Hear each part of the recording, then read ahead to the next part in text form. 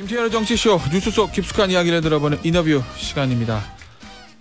전국 곳곳에서 이 전세 사기 피해가 접수되고 있어서 굉장히 우려가 좀 큰 상황입니다.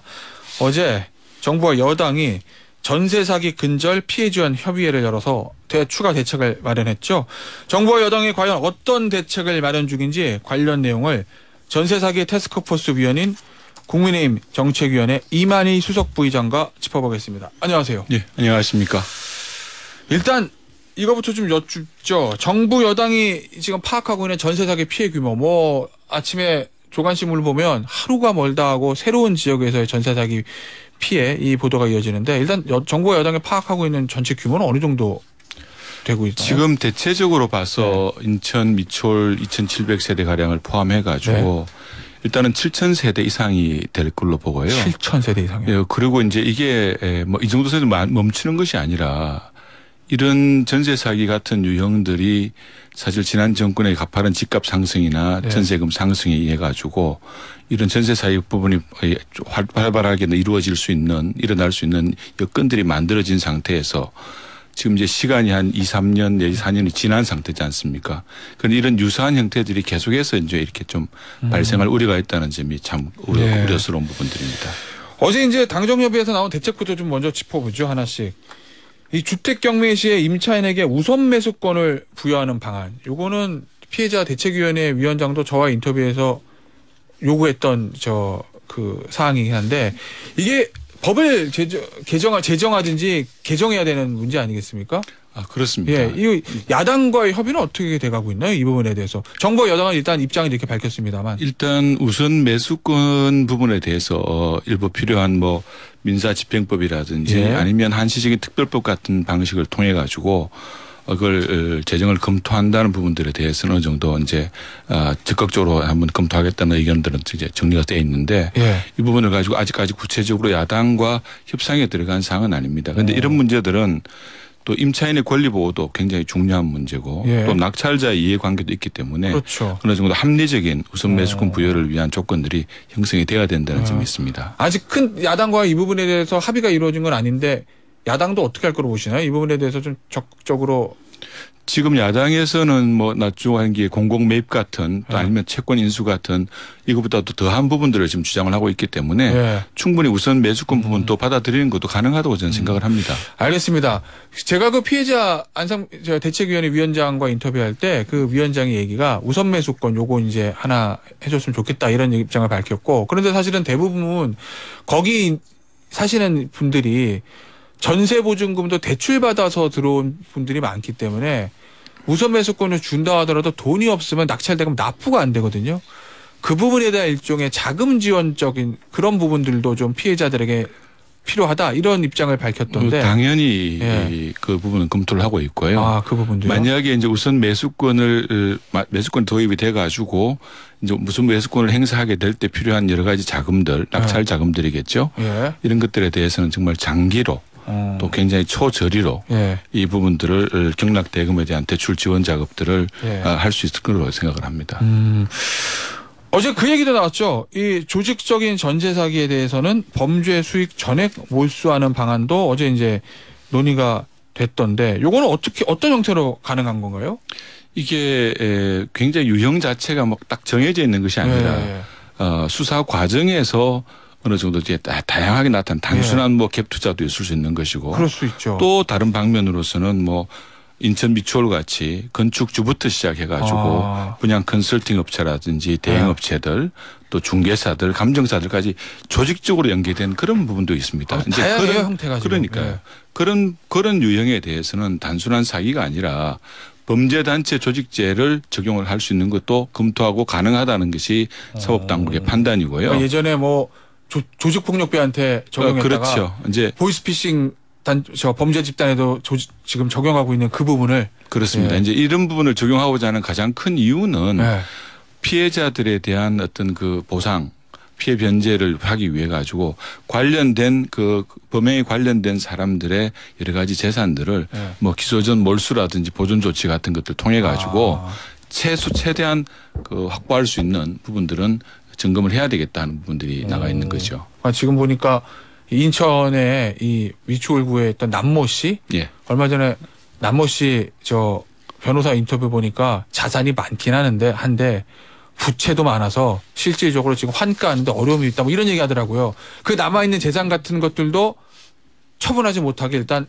묶어놓겠다. 묶어놔가지고 이제 그런 부분들을 추후에 여러 가지 지금 발생한 보증금 반환 같은 그런 부분에 활용하겠다는 것이죠. 자, 그런데 앞서도 잠시 언급을 하셨는데 야당에서 이 정부 여당에서 준비하고 있는 우선 매수권을 임차인들에게 먼저 주고 거기에 대해서 낙찰 대금 자금 지원하는 방향. 여기서 더 나아가서 일단 문제가 있는 이 주택들을 공공 매입을 하고 그리고 임차인 보증금 우선 반환하자. 그러니까 쉽게 얘기하면 일단 나라에서 이 집 다 사서 보증금 반환해 주고 손실은 그 예전 집주인들한테 구상권 행사를 이렇게 하자라는 거잖아요. 야당의 입장은. 그렇습니다. 근데 그게 어제 보니까 원희룡 국토부 장관도 강하게 이거는 어렵다라고 그러 얘기를 하던데요. 그건 왜 그런 건가요? 기본적으로 지금 야당에 나와 있는 여러 가지 법안들을 살펴보면 말씀하신 대로 공공 매입이라든지 또 보증 채권에 대해서 그걸 직접 캠코가 인수하자 하는 이런 방안들을 얘기하시는 건데 일단은 이제 공적 자금이 공공 자금이 일단 사인 간에 일단 이루어진 법률 관계에 이제 들어가는 것이고 또 한 가지는 그러기 위해서는 좀 어느 정도의 사회적 합의가 필요하다는 게 전제가 되는 것이고요. 또 한 가지가 얼마나 실효성이 있느냐의 문제입니다. 공공 매입을 통해 가지고 만약에 우리가 그 주택을 사들일 때는 지금 이제 집값이 굉장히 떨어져 있는 상태지 않습니까? 그럼 거기에 들어가는 자금 자체의 대부분은 임대인을 위해서 쓰이는 것이 아니라 기존의 선순위 채권을 갖고 있는 금융기관이라든지 다른 부분도 돌아갈 수 있다는 부분들이 한 가지가 있고요. 또 보증인에 대한 세입자의 그 보증 채무를 캠코가 인수하는 경우에 대부분 알 수 있지만은 그 약간의 어떤 부실화된 채권을 인수하는 과정에서는 캠코는 굉장히 높은 할인율을 적용을 합니다. 그 할인율을 가면 어느 정도까지 할 것인지 또 그것을 그 세입자들이 감수를 할 것인지 아니면 또 아주 할인율 아주 적용하지 말자 그러면 굉장히 많은 이제 공적 자금이 투입되는 그런 문제들이 있는 거죠. 그것은 어느 부분에 선순위가 있는 건지는 살펴봐야 됩니다. 그래서 현재 정부에서는 이런 공공 매입이라든지 채권 인수 부분에 대해서는 좀 난색을 표하는 그런 상황입니다. 결국은 이게 실질적으로 얼마나 임차인에게 도움이 될 것이냐의 문제거든요. 그런데 이제 실질적으로 아주 심플하게 생각해 보면 임차인들 입장에서 제일 중요한 거는 내가 속된 말로 떼일 수 있는 지금 이미 떼인 보증금을 돌려받는 게 제일 중요한 거잖아요. 그렇죠. 임차인들에게는. 그렇죠. 예, 그러려면 근데 이제 공공 매입이라든지 채권 인수라든지 이런 부분들은 공공 매입 같은 경우에는 사실은 그 집을 산 대금 자체가 선순위자에게 돌아가 버리고 본인은 이제 그 안에 이제 공공 임대주택에 입주하는 그런 방식이 되는 것이죠. 그게 실질적으로 그 임차인들이 가장 원하는 보증금의 반환 부분들은 해당되는 건 아니겠죠. 일단은 그런 부분에 대해서 정부와 여당의 현재까지 입장은 이 세금 들어가는 문제이기 때문에 조금 신중해야 된다 이렇게 제가 단순한 세금 문제라기 때문에 난색이 표한다는 이런 측면도 있겠지만은 한 가지 조금만 더 나가 보면은 과연 이것이 도움이 되느냐? 임차인에게 실질적인 도움이 될 것이냐의 문제죠. 오늘 아침에 조간신문 중에 동아일보 기사를 보니까 재원에 대한 구체적인 방안도 없이 설익은 전세 사기 대책을 내놨다 이렇게 지적을 했던데 이 부분에 대해서는 그 부분은 어제 이제 당정회의를 통해 가지고 어제 당정회의에서 금융위원회 관계자도 나오시고 국토부 장관도 나오시고 했는데 여러 가지 금융적인 지원에 대해서는 충분하게 지원을 할 수 있는 방향으로 지금 방향을 잡고 있습니다. 지금 공교롭게도 오늘 아침 또 어떤 조간신문 보니까 우리 MZ세대가 대한민국 건국 이후에 부모 세대보다 가난한 첫 세대일 수 있다. 이런 표현도 썼더라고요. 실질적으로 그렇게 평가들 받고 있습니다. 그런데 이번에 전세 사기 피해자들 보면 이 MZ 세대가 굉장히 많거든요. 지금 이제 어제 경찰청에서도 보고 왔었는데요. 그 내용을 한번 보면은 피해자들 중에서 절반 이상이 정말 안타깝게도 20대, 30대에 어떻게 보면은 첫 사회를 출발하는 초년생들입니다. 인생의 첫 번째 주택거리에서 이런 일을 당한 사람들이 너무 많은 것 같아서. 오히려 이제 그런 그 과정들이 어떻게 보면 좀 처음 시작하다 보니까 이런 부동산 관련해 가지고 좀 자세한 내용들을 좀 숙지하지 못하는 그런 경우도 있었겠다고 생각을 합니다. 혹시 특별한 대책이나 이런 거 마련하고 계신가요? 일단은 이제 뭐 여러 가지 그 얘기들을 많이 하고 있는데요. 예. 제일 중요한 거는 내가 들어가서 살 수 있는 집에 대해서 예. 선순위에 대한 임차인들이 있는지 이런 정보, 예. 그 부동산에 관련된 정보들이겠죠. 예. 그리고 나한테 집을 임대해 주는 임대인이 과연 그 경제 상태가 어땠는지, 예를 들어서 이제 뭐 국세라든지 지방세 예. 같은 예. 체납 사실 여부가 있는지 이런 것들에 대한 정보 요구권들이 예. 이제 확립이 되고요. 이것들이 임대인이 의무적으로 좀 제출할 수 있는, 예. 제출해야 되는 그런 식으로 정하여 있습니다. 예. 알겠습니다. 자, 전세 사기 대책과 관련된 문제는 여기서 좀 마무리하고요. 지금 현안 좀 짚어보죠. 여당의 예. 정책위 수석 부의장이 출연하셨으니까 이건 좀 짚어보겠습니다. 외교 문제요. 일단은 윤석열 대통령이 로이터 통신 인터뷰에서 전제 조건을 달긴 했지만 우크라이나에 대한 무기 지원 가능성을 얘기를 했고, 거기에 대해서 러시아 크렘린과 외교부에서 강한 반발을 했고, 어제 대통령실이 그 문제에 대해서 향후 러시아에 달렸다. 지금 이 얘기는 러시아가 저 대량 살상이나 이런 거 안 하면 지원 안 하는 건데, 대량 살상이나 이런 것들이 지속이 되면 무기 지원할 수도 있다. 뭐 이렇게 지금 대통령실 입장을 저희가 이해해도 되는 겁니까?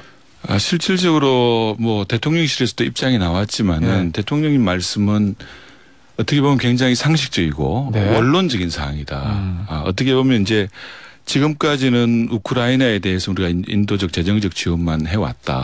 하는 건 다 알고 계시고, 또 러시아에 우리가 그런 관계는 러시아와의 어떤 그런 관계도 굉장히 중시한다는 점을 보인 거 아니겠습니까? 하지만 러시아의 앞으로의 행태가 만약에, 이건 가정을 전제로 한 겁니다. 민간인에 대한 어떤 대규모 공격이나 대량 학살 같이 벌어지고 국제사회에서 그걸 도저히 용납할 수 없는 상태라면은 그때 가서는 어떻게 하겠느냐 하는 얘기에 대한 가정적인 상태를 두고 말씀을 하신 거거든요.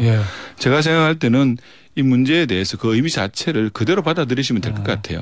근데 만약에 러시아, 지금도 사실은 뭐 일부 외신들을 보면은 민간인에 대한 학살이 진행됐었다라는 보도도 있고요. 그리고 만약에 그런 제노사이드 같은 것들이 현실화돼서 우리가 무기 지원을 해야 되는 상황이 오면, 그래서 무기 지원을 하면 러시아의 어떤 보복이라든지 그런 거에 대한 대책은 마련이 돼 있을까요? 경제적 보복이 있을 수 있고, 그까지는 제가 정확하게는 이게 정확하게 내용을 알고 있다고 제가 말씀드리기는 좀 어려운 상황이고요. 전제적으로 나와 있는 것이 도저히 묵과할 수 없는 전쟁 범죄라는 게 전제가 되어 있지 않습니까? 네. 알겠습니다. 중국 문제 좀 짚어보죠. 중국도 대통령의 로이터 통신 인터뷰 보면 양안 문제, 힘에 의한 현상 변경을 원하지 않는다. 사실은 이거는 원래 원칙적으로 많이 나오던 얘기인데, 원칙적인 얘기인데 그 부분에 대해서 중국이 대만 문제에 대해서 말참견하지 말라, 이렇게 반응을 했습니다. 그러니까 우리 외교부가 외교적 결례라면 주한 중국 대사를 초치를 했고 강하게 항의를 했고, 이 상황은 어떻게 보고 계신가요? 힘에 의한 외교적 형상에 힘에 의해서 어떤 현상이 어떤 그 변경을 하는 것에 반대한다는 그런 얘기들은 일정의 어떤 국제사회에서 어느 정도 합의된 어떤 컨센서스 같은 그런 내용들입니다. 그 사항에 대한 걸 말씀을 드린 거고요.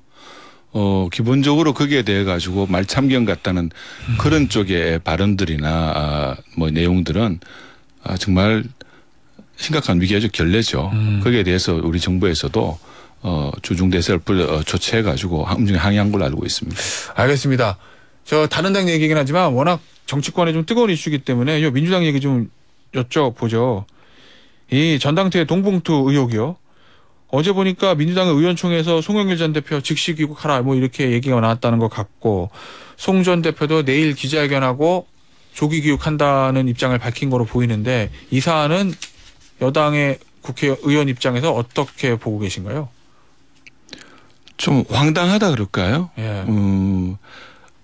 돈으로 이렇게 표를 사는 행위가 아직까지도 이루어지고 있다는 것 자체가 정말 시도착오적이다는 생각이 들고요.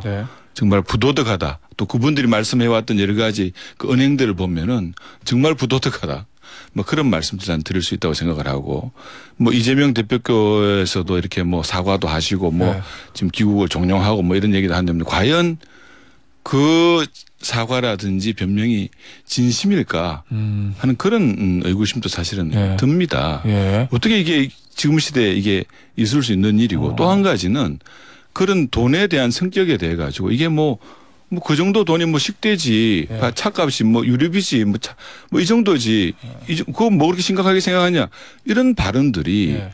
속칭 말하는 그 당의 최고위원들한테서 나왔었고 또 속칭 그 친명 최고자장이라는 분의 발언을 통해서도 나온다는 예. 그런 인식 자체가 저는 너무 이해하기 어렵습니다. 자, 그러면 마지막 질문이 될 것 같은데요. 여기 연루된 의혹이 있는 뭐 지금 보면은 이성만 의원이나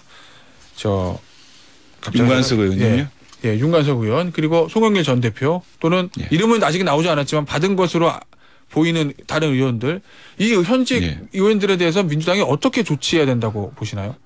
일단은 뭐 지금 여러 가지 찌라시 형태로 네. 명단이 뭐 돌아다니고 이제 그런 네. 거 저도 보긴 봤습니다만은 지금은 뭐 민주당 같은 경우에는 아마 선제적으로 뭐 이렇게 다 드러내가지고 우리가 이렇게 했다고 얘기할 가능성은 저는 적다고 보고요. 예. 결국은 이 사안은 검찰의 엄정한 네. 그리고 아무런 고려 없이 이루어지는 수사를 통해서 밝혀질 것이고 거기에 대한 처리가 있어야 될 거 생각을 합니다. 알겠습니다. 오늘 말씀 여기서 마무리하도록 하겠습니다. 지금까지 이만희 국민의힘 정책위 수석 부의장이었습니다. 감사합니다. 감사합니다.